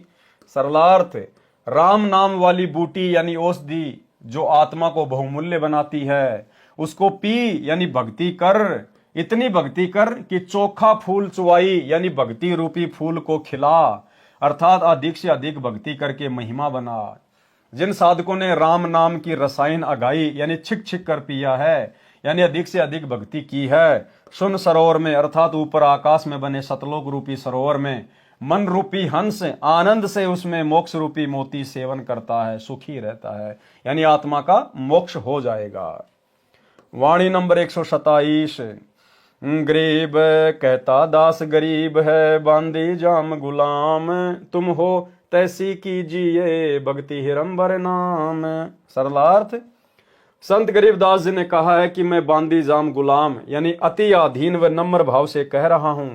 जैसे गुलाम अपने मालिक से कहता है, ऐसे तुम मालिक के बच्चे हो, उसी भाव से तुमको कह रहा हूं कि भक्ति करो, अपना कल्याण कराओ।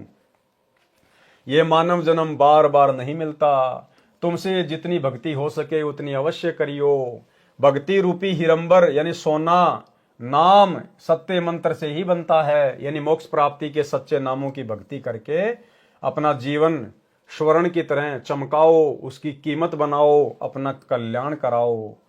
स्वामी रामदेवानंद गुरु महाराज जी की असीम कृपा से सुमरण के अंक का सरलार्थ संपूर्ण हुआ।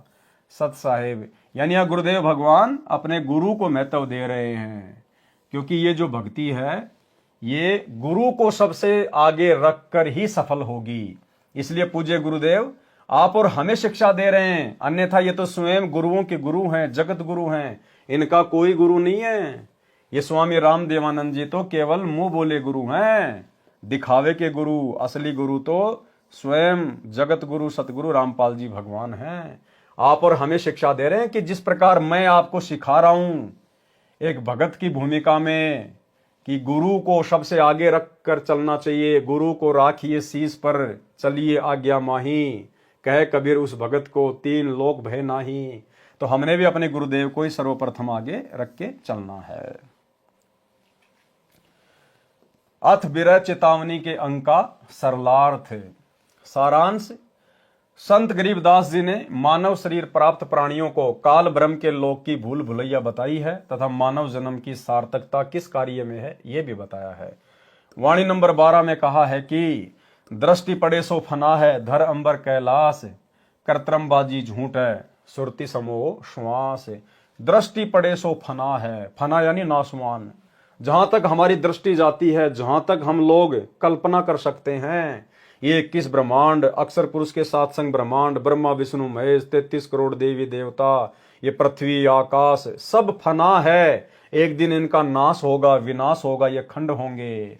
सुरति समोह श्वास। इसलिए अमर पद प्राप्त करने के लिए, अविनाशी शरीर प्राप्त करने के लिए अपना जो सुरति है वो परमात्मा के सुमरण में लगाओ, श्वास में लगाओ, सतनाम के जाप को डट के करो, ये कहना चाह रहे हैं परमात्मा। भावार्थ है कि जो कुछ आप देख रहे हो यानी खेत खलिहान, बाग बगीचे, पर्वत, झरने, वन, दरिया, गांव, शहर, जीव जंतु, राजा, मानव तथा चांद, सूर्य, तार, नक्षत्र, ग्रह आदि आदि सब फना यानी नाशवान है। शिव जी का घर कैलाश पर्वत पर है, वह कैलाश पर्वत भी नष्ट होगा। ये सब कृत्रिम यानी झूठा संसार, सब झूठ है, एक सपने के समान है। इसलिए श्वास उश्वास से सुमरण नाम जाप करो, संसार को आसार मानो, परमात्मा की भक्ति करो, अपना कल्याण करवाओ। वाणी नंबर 21 में कहा है कि चार पदार्थ एक कर, सुरती नृति मन पवन, असल फकीर जोग यो गगन मंडल को गौन। भावार्थ, स्मरण यानी नाम जाप करते समय अपने मन को, सुरती नृति को तथा पवन श्वास को एक करें। वास्तव में फकीरी सन्यासी होना तथा योग अर्थात भक्ति यह है। जंगल में जाने की अपेक्षा गगन मंडल अर्थात आकाश खंड में ध्यान रखो, सतलोक जाने की आशा रखो। शास्त्र विरुद्ध साधना करने से कोई लाभ नहीं होता। वाणी नंबर 7 में बताया है कि गरीब काशी करोत लेत है, आन कटावे शीस, बन बन भटका खाते हैं, पावत ना जगदीश। भावार्थ, शास्त्र विरुद्ध साधक नकली स्वार्थी गुरुओं द्वारा भ्रमित होकर कोई जंगल में जाता है, कोई काशी शहर में करोत से सिर कटवाने में मुक्ति मानता है। इस प्रकार की व्यर्थ साधना जो शास्त्रोक्त नहीं है उसको करने से कोई लाभ नहीं होता। वाणी नंबर 3 में संत गरीबदास जी ने बताया है कि गरीब असन बसन सब तज गए गाम और गे है, माहे संसासूल है, दुर्लभ तजनाए। कि भैया सन्यासी बन गए, गांव नगर छोड़ गए, माता पिता छोड़ गए, घर छोड़ गए, लेकिन मन में शंका ज्यों की त्यों है। वो मन की शंकाओं को समाप्त किए बिना भक्ति कभी सफल नहीं होती। भावार्थ, जब तक सतगुरु नहीं मिलता तब तक भगतजन भक्ति भी करते रहते हैं और शंका भी रहती है कि वह व्यक्ति ये साधना करता है, कहीं मेरी साधना सत्य ना हो।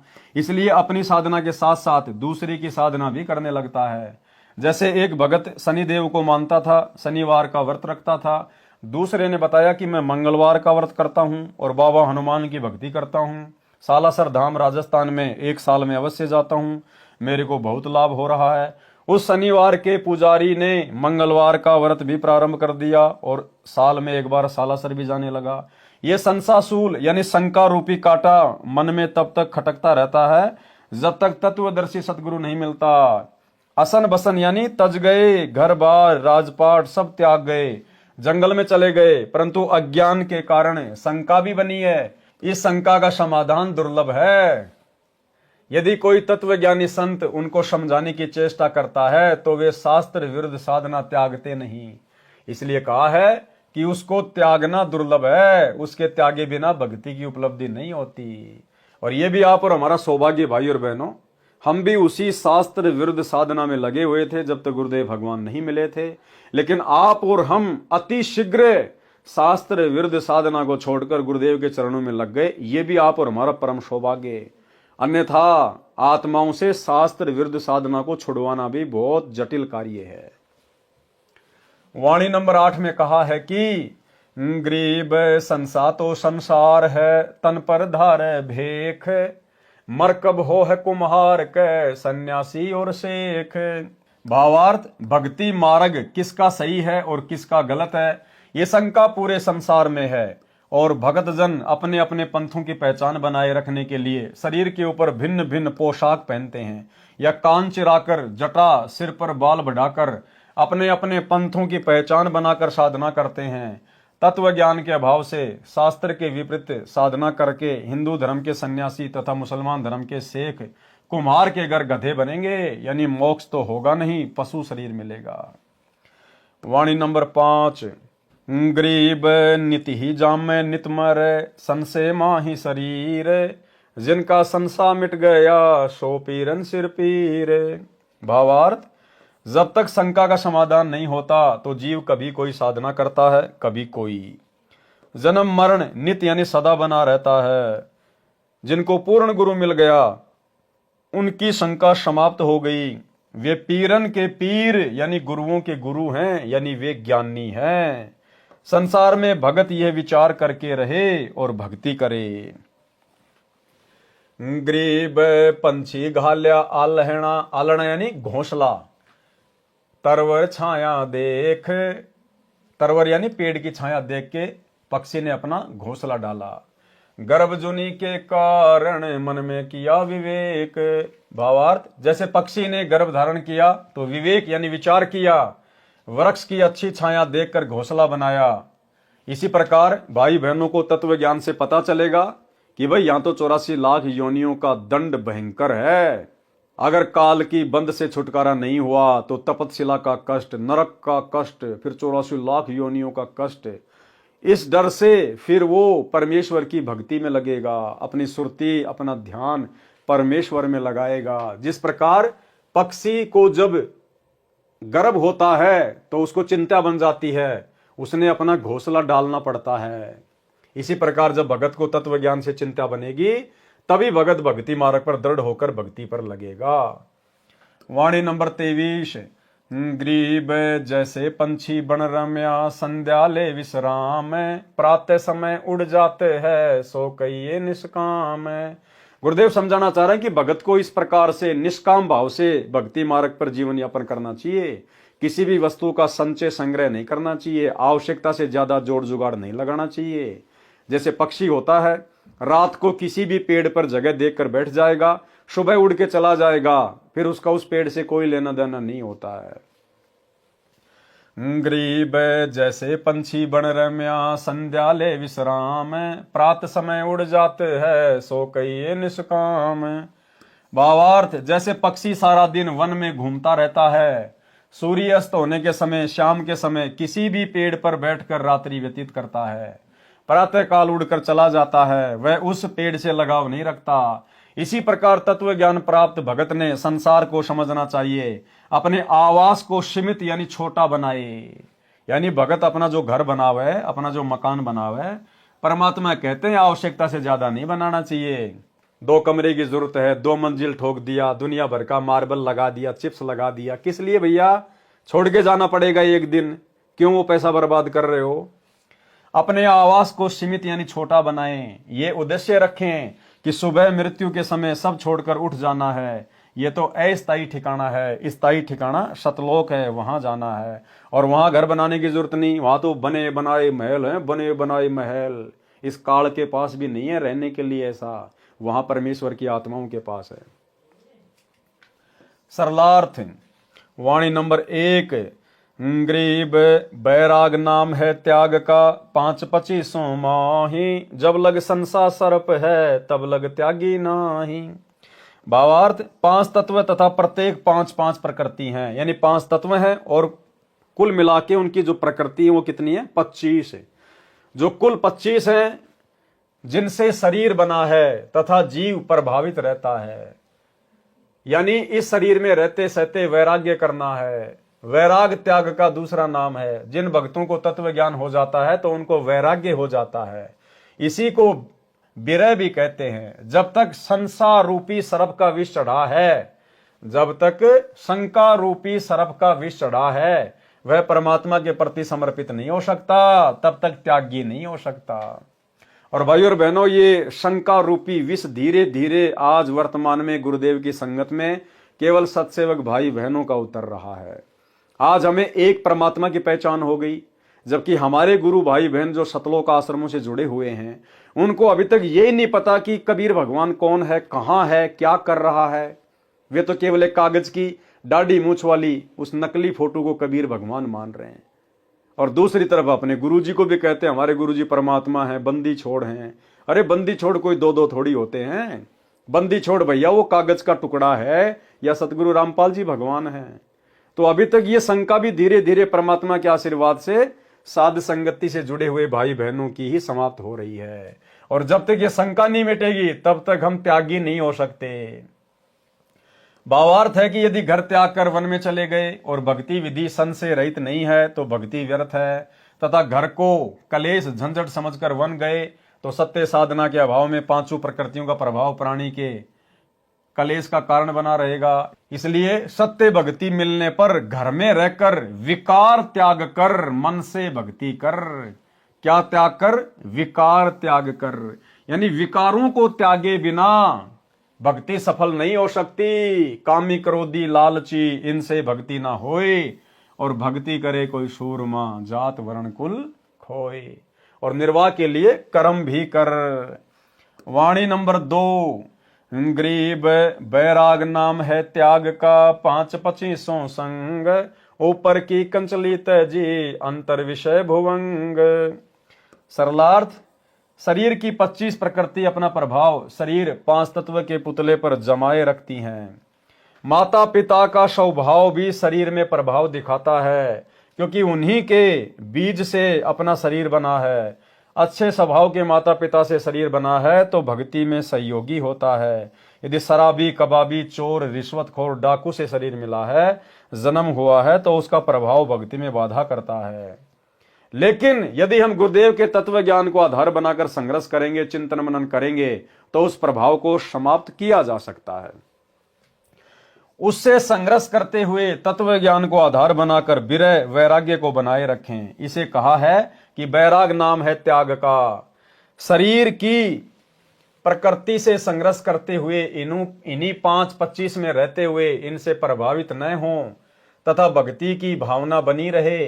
यदि ऐसा नहीं है तो ऊपर की कांचड़ी सर्प की कंचुली की तरह शरीर के वस्त्र बदल लेने मात्र से बैरागी नहीं बन जाता। अंदर सब विकार विद्यमान है। जैसे जनता जन अपने क्षेत्र में प्रचलित वस्त्र धारण करते हैं, यदि कोई भक्ति के लिए किसी पंथ से जुड़ता है, साधु बनता है, तो उसको सांसारिक वस्त्र उतारने पड़ते हैं तथा उस पंथ वाले भगवा वस्त्र धारण करने पड़ते हैं।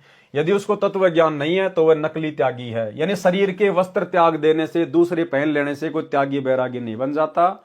शरीर के अंदर जो 5 विकार है और जो 25 उनकी जो प्रकृति है, उनसे संघर्ष करना, उनसे लड़ना, उनके ऊपर जो है वो काबू करना, वो है असल में वैराग्य प्राप्त करना, असली त्यागी। यदि उसको तत्व ज्ञान नहीं है तो वह नकली त्यागी है। उसमें विकार यानी काम, क्रोध, अहंकार, लोभ, मोह यथावत बने रहते हैं। उसके विषय में कहा है कि ऊपर की कांचड़ी तज वस्त्र बदल कर बाबा बन गया, अंदर विषय विकार रूपी भुजंग यानी सांप यथावत है, वह त्याग नहीं है। वाणी नंबर 3, गरीब असन बसन तज गए गाम और गे है, माहे संसासूल है दुर्लभ तजना। ये कि भैया तुमने राजपाट को त्याग दिया, माता पिता को त्याग दिया, घर परिवार को त्याग दिया, और तुम्हारे अंदर वो शंका रूपी कांटा ज्यों का त्यों चुभ रहा है। किसी की और भक्ति देखते हो, अरे यार कहीं उसकी भक्ति अच्छी ना हो, अरे कहीं उस पंथ में अच्छी भक्ति ना हो। तो कहते हैं जब तक तत्व ज्ञान नहीं है, इंसान ना तो कभी त्यागी और बैरागी बन सकता है, ना कभी वो संशय मुक्त हो सकता है। अभी ये महाकुंभ चल रहा है, आए दिन सोशल मीडिया पे हम देखते हैं लाल कपड़े पहन के, कोई जटा बढ़ा के, कोई रुद्राक्ष की माला पहन के, कोई नंगा घूम रहा है। दुनिया को लग रहा है तो त्यागी और बैरागी हैं। कोई शमशान घाट में हड्डियां खा रहा है, कोई राख खा रहा है, कोई क्या कर रहा है। एक कह रहा है मैं तो टट्टी भी खा जाता हूं। एक अघोरी बाबा था, वो कह रहा है मैं तो टट्टी भी खा जाता हूं। अब बताओ, दुनिया तो इनको त्यागी और बैरागी मान रही है। और जब उनकी वीडियो देखते हैं, कोई किसी को चिमटा मार रहा है, कोई किसी के लकड़ी मार रहा है, कोई किसी के थप्पड़ मार रहा है।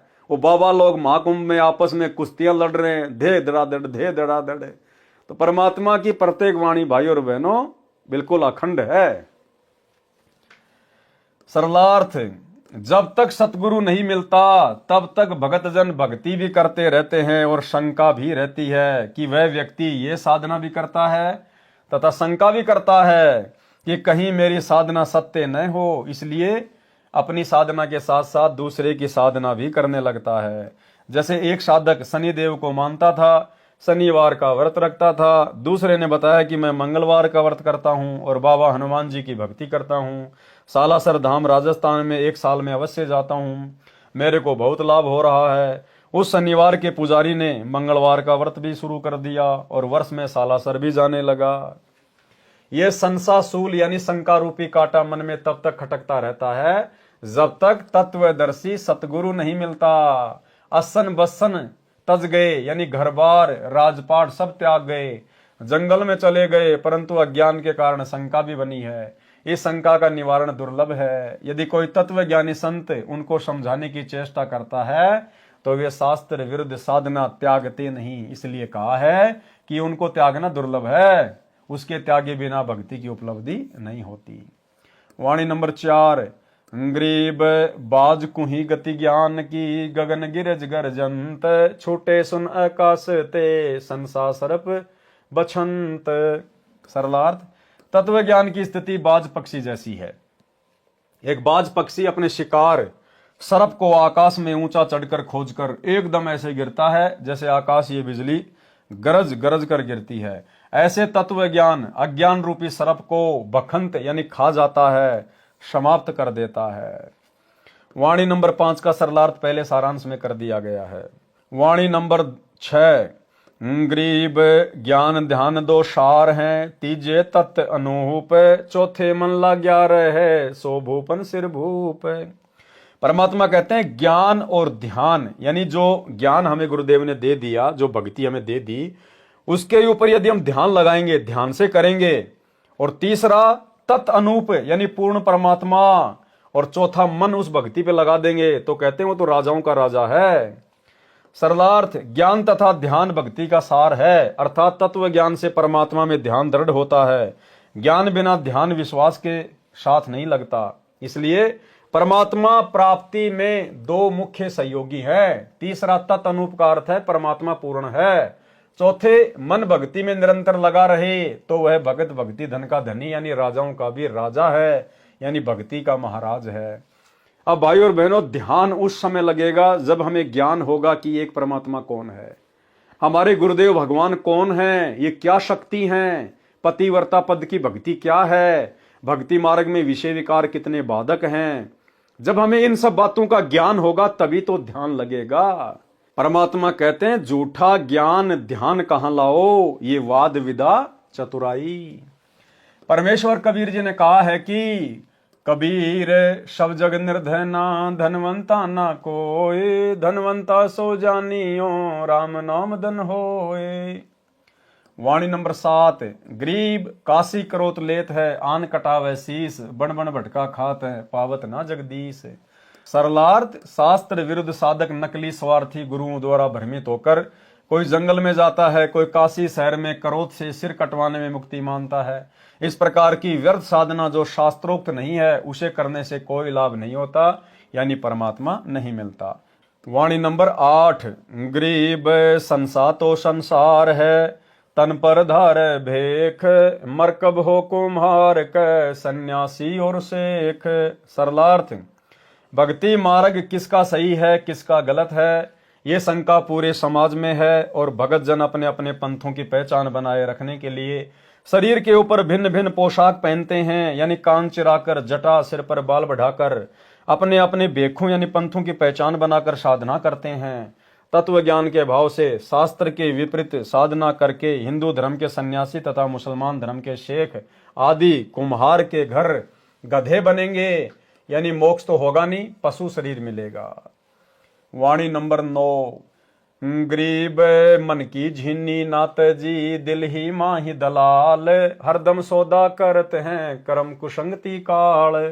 सरलार्थ, तत्व ज्ञान ना होने के कारण मन का सूक्ष्म दोष समाप्त नहीं हुआ। दिल में मन रूपी दलाल बैठा है जो गलती करवाता है। वह प्राणी हर श्वास में जो भक्ति करता है उसके साथ धोखे का सौदा मन करता है। सत्य साधना से मुंह मोड़ता है, व्यर्थ साधना चाहे कितनी ही कठिन हो उसे करता है। जैसे खड़ा होकर या बैठकर तप करना, विकट पहाड़ियों पर चढ़कर किसी मंदिर में धोख मारने जाना, कावड़ लाने के लिए पैदल चलना आदि आदि महा कठिन साधना में कोई आलस नहीं करता। ये धोखे का सौदा मन करता है, ये गलत सत्संग का परिणाम है। वाणी नंबर 10। गरीब मन से ती खोटी घड़े, तन से सुमरण कीन, माला फेरे क्या हुआ दूर कुटुन बेदीन। सरलार्थ, ऐसे व्यक्ति साधु का स्वांग करके मन से खोटी घड़े यानी बुरे विचार करते हैं, यानी गंदी सोच रखते हैं, तन यानी शरीर से सुमरण करते रहते हैं। ऐसे माला फिराने से कोई लाभ नहीं होता। दूर कुटुन बेदीन यानी हे धर्महीन खोटे व्यक्ति, परमात्मा ऐसे व्यक्ति से दूर है, कभी नहीं मिलेगा। दास ने यूट्यूब पर वीडियो में देखा, एक महात्मा जी कुंभ के मेले में मोटी सी रुद्राक्ष की माला फेर रहा है और एक आदमी को दूसरे हाथ से लठों से मार रहा है। तो परमात्मा की वाणियां बिल्कुल सत्य है। गरीब तन मन एक अजूद करी, सुरती नृति लोलाई, बेड़ा पार समंद होई, जे एक पलक ठहराई। सरलार्थ, भक्ति की श्रेष्ठ स्थिति बताई है कि नाम जाप करते समय मन को विकारों से हटाकर सुमरण पर लगाएं। देखो भाई और बहनों, हर बार परमात्मा सुमरण के साथ एक चीज को जरूर जोड़ रहे हैं कि विकारों से दूर हटना पड़ेगा, विषय विकारों को त्यागना पड़ेगा। सरलार्थ, भक्ति की श्रेष्ठ स्थिति बताई है कि नाम जाप करते समय मन को विकारों से हटाकर सुमरण पर लगाएं। तन मन को एक करके सुरती तथा नृत्य से नाम में लगन लगाएं। एक पल एक सेकंड भी ध्यान नाम पर लगेगा तो धीरे धीरे अभ्यास हो जाएगा और संसार सागर से बेड़ा यानी जीव रूपी बेड़ा पार हो जाएगा, यानी मोक्ष प्राप्त करेगा। और यही बात भाई और बहनों दास आप जियों को गुरुदेव के आशीर्वाद से बार बार कहता आया है कि वैसे तो हमें जो भी नाम प्राप्त है हमें हर समय उसका सुमरण करना ही करना है, खाते पीते उठते बैठते नहाते धोते चलते फिरते, लेकिन हमें कुछ समय बैठकर थोड़ा सुरती नृत्य मन और पवन से ध्यान से भी उस नाम के ऊपर सुरती लगानी पड़ेगी। कभी 5 मिनट, कभी 10 मिनट, ऐसे धीरे धीरे हमारा समय बढ़ेगा। कब घंटा बीत जाएगा और हमें पता भी नहीं चलेगा और इतना आनंद आएगा। तो धीरे धीरे परमात्मा कह रहे हैं कि आप शुरू तो करो, कभी 1 सेकंड फिर 2 सेकंड, मतलब परमात्मा ने तो इतनी छूट दे रखी है कि एक पल यानी 1 सेकंड भी ध्यान नाम जाप पर लगेगा तो धीरे धीरे अभ्यास हो जाएगा और संसार सागर से बेड़ा पार हो जाएगा, यानी मोक्ष प्राप्त करेगा। वाणी नंबर 12। दृष्टि पड़े सो फना है धर अंबर कैलाश, कर्तमबाजी झूठ है सुरती समो श्वास। सरलार्थ, जो कुछ आप देख रहे हो यानी खेत खलिहान बाग बगीचे पर्वत झरने वन दरिया गांव शहर जीव जंतु राजा मानव चांद सूर्य तारे ग्रह नक्षत्र आदि आदि सब फना यानी नाशवान है। शिव जी का घर कैलाश पर्वत पर है, वह कैलाश पर्वत भी नष्ट होगा। ये सब झूठी बाजी है, संसार सब झूठ है, एक शौपन के समान है। इसलिए श्वास श्वास से स्मरण नाम जाप करो, संसार को असार मानो, परमात्मा की भक्ति करो, अपना कल्याण कराओ। वाणी नंबर 13। गरीब सुरती श्वास को एक कर कुंज किनारे लाई, जाका नाम वैराग्य है 5-25 खाई। सरलार्थ, श्वास से नाम जाप करते समय सुरती यानी ध्यान को उसी नाम सुमरण पर लगाना, ये श्वास सुरती एक करना है। कुंज कमल अंतिम 9वें कमल के निकट ध्यान को पहुंचाएं, यानी सतलोक के किनारे ध्यान को पहुंचाएं।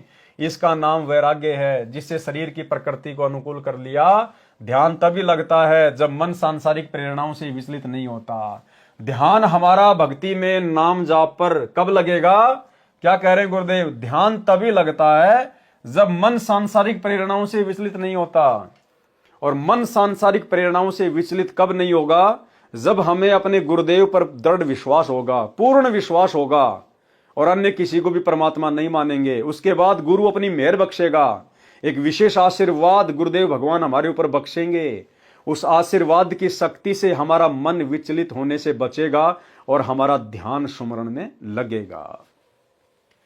ग्रीब 5-25 भून कर बिरय अग्नि तन जार, सो अविनाशी ब्रह्म है खेले अदर उधार।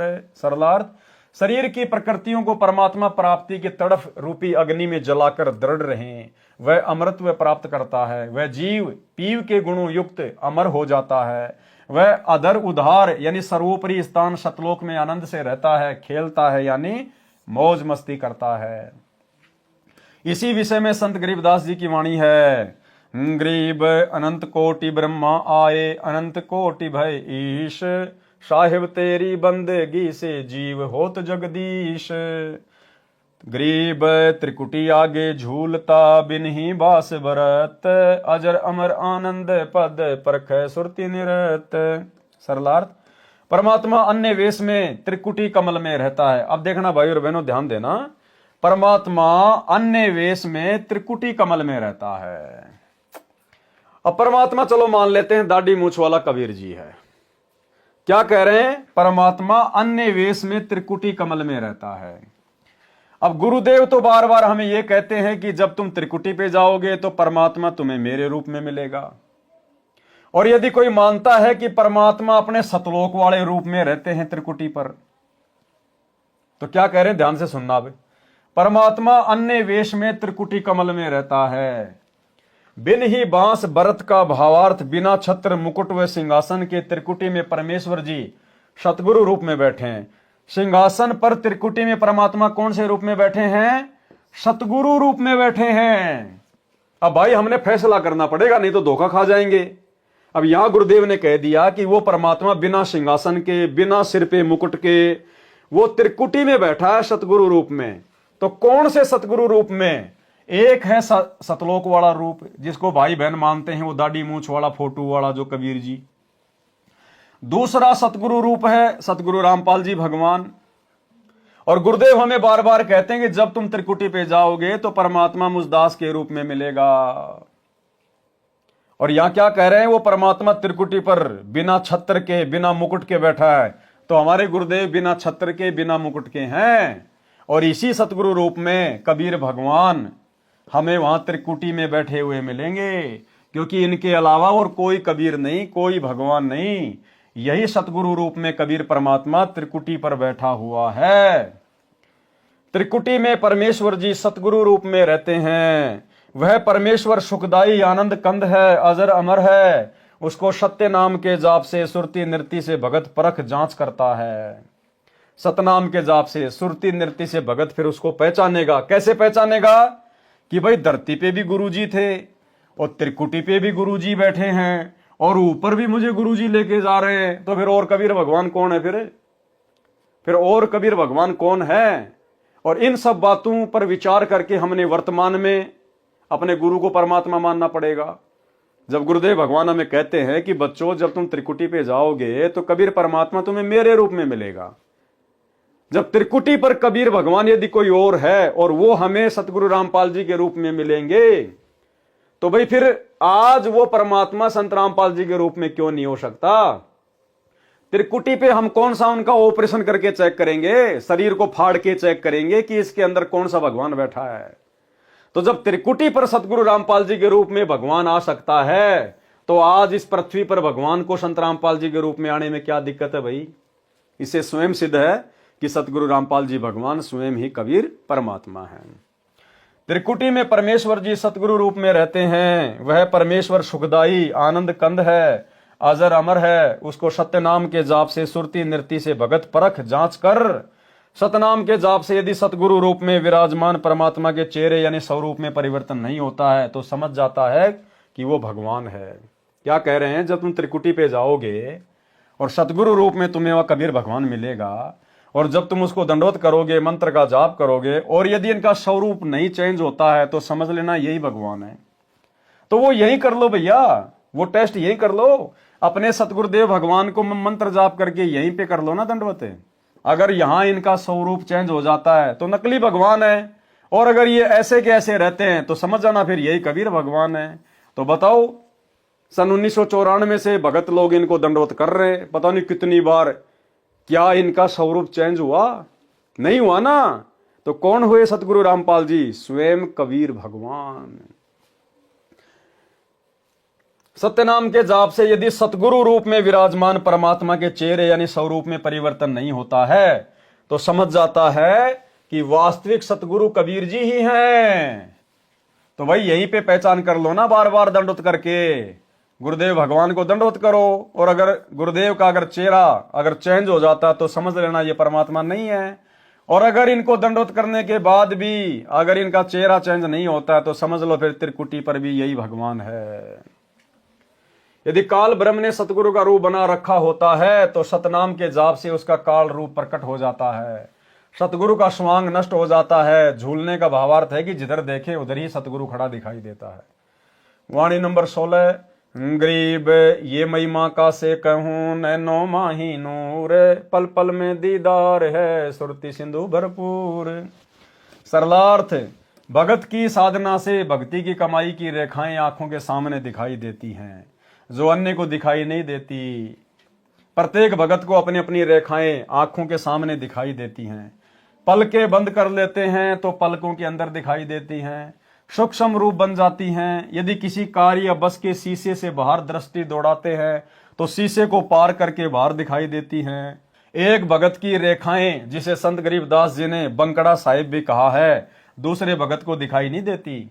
इसलिए कहा है कि ये महिमा किसको बताऊं कि मेरे नैनों में आंखों में परमेश्वर का नूर दिखाई देता है, उसमें मैं पल पल क्षण क्षण में दीदार दर्शन करता हूं। मेरी सुरती नृत्य इस नूरी शक्ति से भरी है। सुरती दूर की वस्तु को देखती है, नृत्य उसका निरीक्षण करती है कि ये गाय है या भैंस, इसको सुरती तथा नृत्य स्पष्ट करती है। वाणी नंबर 17, गरीब झीना दरसे दास को पोहप रूप परवान, बिन ही बेली गैबरे सो अकल अमान।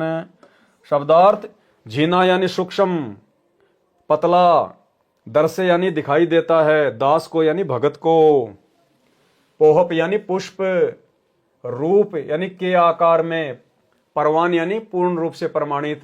वह बंकड़ा साहेब रूपी फूल किसी बेल लता के नहीं लगा है, वह तो अकल अविनाशी है। अमान यानी शांतिदायक है, गैबरे यानी विकसित होता है। सरलार्थ, भक्तों को वह सूक्ष्म रूप बंकड़ा साहिब रूपी फूल दिखाई देता है, वह बिना लता यानी बेल के विकसित होता है। जिस भगत को वह भक्ति की कमाई रूपी रेखाएं दिखाई देती है वह मोक्ष का अधिकारी हो चुका है। क्या कह रहे हैं गुरुदेव कि जिन भक्तों को अपनी आंखों के आगे काली काली रेखाएं दिखाई देती हैं, किसी को मक्खी जैसी, किसी को स्प्रिंग जैसी, वो जिधर भी देखेगा वो उधर ही जाएगी, ऊपर देखेगा ऊपर, नीचे देखेगा नीचे, आंखें बंद कर लेगा तो भी उसको वो दिखाई देंगी। गाड़ी में जा रहा है, शीशे से बाहर देखेगा तो भी उसको चलती हुई दिखाई देंगी। बहुत सारे भगत भाई बहन कहते हैं कि हमें आंखों के सामने सफेद सफेद दिखाई देती है, डॉट डॉट। तो वो नहीं है, वो बंकड़ा साहिब नहीं है, वो नूर नहीं है। वो तो हमारे शरीर की जो व्हाइट सेल है, जो सफेद जो कोशिकाएं हैं वो होती हैं। जैसे आप अपनी आंखों को यूं मसड़ोगे तो आपको सफेद सफेद से वो मच्छर से दिखाई देंगे, तो वो नहीं हो, यहाँ पे उनकी बात नहीं हो रही। हमें जो दिखाई देगा वो रेखाएं सी होती हैं, कोई स्प्रिंग जैसी, कोई मक्खी जैसी, कोई मच्छर जैसी, ब्लैक ब्लैक सी। यूं देखोगे तो वो इधर जाएगी, यूं देखोगे इधर जाएगी, आंखें बंद करोगे तो भी वो आपको घूमती हुई नजर आएंगी। तो परमात्मा कहते हैं कि वो इस बात का प्रतीक है कि गुरुदेव भगवान पल पल तुम्हारे साथ हैं। तुम्हारी आंखों में नूर के रूप में बैठा हुआ परमात्मा, उस भगत को एक क्षण भी परमात्मा अपने से दूर नहीं करता है। और ये कुछ भक्तों को उसके पिछले जन्मों की भक्ति के कारण भी दिखाई देती हैं। जो अनुपदेशी हैं, जगत वाले हैं, उनको भी दिखाई देते हैं। और जिनको नहीं दिखाई देती फिर वो सतगुरु से उपदेश ले लेते हैं। तो मंत्रों का जाप करने के बाद जैसे जैसे भक्ति उनमें समाएगी वैसे उनको दिखना शुरू हो जाएगा। ये सबको होगा, किसी को पहले किसी को बाद में, धीरे धीरे परमात्मा सब पे दया करते हैं। दास को तो ये बचपन से ही दिखाई दिया करते थे। बचपन में दास को थोड़ा थोड़ा था, और अब गुरुदेव की शरण में आने के बाद में परमात्मा ने अब दया कर रखी है। तो पहले दास समझ नहीं पाता था कि ये क्या घूमता आंखों के आगे। कभी एकांत में चारपाई पे लेटा होता था। उस समय तकरीबन दास 7वीं या 8वीं में अपनी पढ़ाई करता था। तो ऐसे खेत खलियान में चले जाया करते थे। दिन में पेड़ के नीचे चारपाई डाल के ऐसे लेटे रहते थे, रेडियो में गाने सुनते रहते थे। तो वो आंखों के सामने चलता था, वो काला काला, वो ब्लैक ब्लैक। अब उस समय तो मनोरंजन की दृष्टि से देखा करते थे, कभी यूं कभी यूं, कभी ऊपर कभी नीचे। अब गुरुदेव भगवान के आशीर्वाद से पता चला कि वो तो परमात्मा का नूर है, हमारी भक्ति धन है वो, जो हमें दिखाई देता है। भक्तों को वह सूक्ष्म रूप बंकड़ा साहिब रूपी फूल दिखाई देता है। वह बिना बेल के विकसित होता है। जिस भगत को वह भक्ति की कमाई रूपी रेखाएं दिखाई देती है, वह मोक्ष का अधिकारी हो चुका है। यदि आजीवन मर्यादा में रहकर भक्ति करता रहेगा तो वह अमर होगा, आनंद व चैन से शतलोक में रहेगा। वाणी नंबर 18। गरीब अकल अभूबी आदि है, जाका नाही अंत, दिल ही अंदर देव है, निर्मल निर्गुण तंत। सरलार्थ, अकल का अर्थ है अविनाशी, जिसका काल ना हो। भूमि का अर्थ है ऊपर के चारों लोक, जो अमर धरती है। वह सनातन है, उसमें निवास करने वाला निर्मल निर्गुण अव्यक्त देव परमेश्वर, जो तंत यानी सब देवों का सार प्रभु यानी कुल का मालिक है, वह हमारे दिल में बसा है। कौन? गुरुदेव भगवान। वाणी नंबर 19। गरीब तन मन से ती दूर है, माहे मंज मिलाप, तरवर छाया वृक्ष में सो आपे आप। सरलार्थ, वह परमेश्वर दूर सतलोक में है, जिसे स्थूल शरीर तथा मन की कल्पनाओं से नहीं देखा जा सकता। वैसे उस प्रभु का प्रभाव शरीर में भी है, इस प्रकार जीव से मिला भी है। जैसे पेड़ की छाया पेड़ का ही प्रतिबिंब होती है, ऐसे परमेश्वर तो शतलोक आदि आदि ऊपर के लोकों में है। उसकी शक्ति पेड़ की छाया की तरह सर्व ब्रह्मांडों में फैली है। वाणी नंबर 20। गरीब 9 तत्व के तो 5 हैं, 5 तत्व के 8, 8 तत्व का एक है, गुरु लखाई बाट। यानी आंखों के सामने जो रेखाएं दिखाई देती है, किसी को 2, किसी को 4, किसी को 5, उस हिसाब से परमात्मा ने शक्ति का वर्णन किया है। सरलार्थ, आंखों में जो नूरी रेखाएं हैं वे संख्या में 14 हैं, जिनमें से 9 तत्व यानी परमेश्वर जी की 9 सिद्धियों के प्रतीक तो 5 हैं, 5 तत्व सिद्धियों के प्रतीक 8 हैं, तथा 8 तत्व सिद्धियों का प्रतीक 1 है, जो कुल मिलाकर 5, 8 + 1 14 है, जो भिन्न भिन्न शक्ति का ग्राफ है। ये बाट यानी मार्ग सतगुरु जी ने दिखाया है। वाणी नंबर 21। गरीब 4 पदार्थ एक कर, सुरती नृति मन पौन, असल फकीरी जोग योग अगर मंडल को गौन। यानी वास्तव में हम जब नाम का जाप करें, सुमरण करें, तो परमात्मा कहते हैं चारों जो पदार्थ हैं, सुरती नृति मन और पवन, यानी एकाग्रचित होकर अपने ध्यान को संसार से हटाकर हम उन मंत्रों का जाप करें, वास्तव में ये फकीरी है। इससे तुरंत हमें सतलोक की प्राप्ति होती है। सरलार्थ, सुमरण नाम जाप करते समय अपने मन को सुरती नृति को पवन यानी श्वास पर टिका कर रखें। वास्तव में फकीरी यानी सन्यासी होना तथा योग यानी भक्ति करना ये है। जंगल में जाने की अपेक्षा गगन मंडल अर्थात आकाश खंड में ध्यान रखो, सतलोक जाने की आशा रखो। शास्त्र विरुद्ध साधना करने से कोई लाभ नहीं होता। वाणी नंबर 22। गरीब पंछी घाल्या आलना, तरवर छाया देख, गर्भ छुनी के गारणे, मन में किया विवेक। भावार्थ, जैसे पक्षी ने गर्भ धारण किया तो विवेक विचार किया, वृक्ष की अच्छी छाया देखकर घोंसला बनाया। वाणी नंबर 23। गरीब जैसे पंछी बन रम्या, संध्या ले विश्राम, प्रात समय उठ जाते हैं, सो कहिए निकाम। भावार्थ, जैसे पक्षी सारा दिन वन में रमता घूमता है, सूर्य अस्त होने के समय शाम के समय किसी भी वृक्ष पर बैठकर रात्रि में समय व्यतीत करता है, प्रातः काल उड़कर चला जाता है, वह उस पेड़ से लगाव नहीं रखता। इसी प्रकार तत्व ज्ञान प्राप्त साधक को संसार असार समझना चाहिए। अपने आवास को सीमित यानी छोटा बनाए, ये उद्देश्य रखे कि सुबह के समय यानी मृत्यु के समय सब छोड़कर उठ जाना है। ये तो अस्थायी ठिकाना है, स्थायी ठिकाना तो शतलोक में है। वाणी नंबर 24। गरीब जाके नाद न बिंद है, घटमट नहीं मुकाम, गरीब दास सेवन करे आदि अनादि राम। सरलार्थ, जिस परमेश्वर का शरीर 5 तत्व से निर्मित नहीं है, उस परमेश्वर को वही प्राप्त कर सकता है जिसने नाद यानी वचन के शिष्य रूपी परिवार को तथा बिंद यानी शरीर के परिवार को अपना न मानकर परमेश्वर के बच्चे माने हैं। उन पर अपना दावा नहीं करता, जिनको काल के लोक में अपना कोई ठिकाना दिखाई नहीं देता। संत गरीबदास जी कहते हैं कि आदि अनादि यानी सर्वप्रथम आदि सनातन परमात्मा की सेवा यानी भक्ति वही करेगा, उसी को उसकी प्राप्ति होगी। स्वामी रामदेवानंद गुरु महाराज जी की असीम कृपा से विरह चेतावनी के अंक का सरलार्थ संपूर्ण हुआ। सत साहेब। इसी प्रकार पूज्य गुरुदेव सतगुरु रामपाल जी परमेश्वर जी के आशीर्वाद से विरह चेतावनी का अंक संपूर्ण हुआ। बोलो सतगुरुदेव भगवान की जय हो। तो भाई और बहनों, आज के वीडियो में केवल इतना ही। परमेश्वर के आशीर्वाद से इसी प्रकार धीरे धीरे आगे बढ़ेंगे। जितनी परमेश्वर ने हमें भक्ति की खुराक खिलानी है, परमात्मा उसी हिसाब से खिलवाएगा। तो किसी किसी वीडियो में परमेश्वर हमें भक्ति से संबंधित बहुत सारी खुराक खिला देते हैं, किसी किसी वीडियो में परमात्मा नॉर्मल तरीके से अपना ज्ञान समावेश करते हुए चलते हैं। तो जैसी गुरुदेव भगवान की मौज, जैसी उनकी रजा, वो जितना चाहेंगे उतना ही हमारे को भक्ति मार्ग में खुराक खिलाएंगे, जो हमारे लिए बिल्कुल परफेक्ट होगी। तो आज के वीडियो में केवल इतना ही। कल रात्रि फिर से जुड़िएगा। तब तक गुरुदेव भगवान हम सबको आज्ञा दें, इजाजत दें, आशीर्वाद दें। बंदी छोड़ सतगुरु रामपाल जी भगवान की जय हो।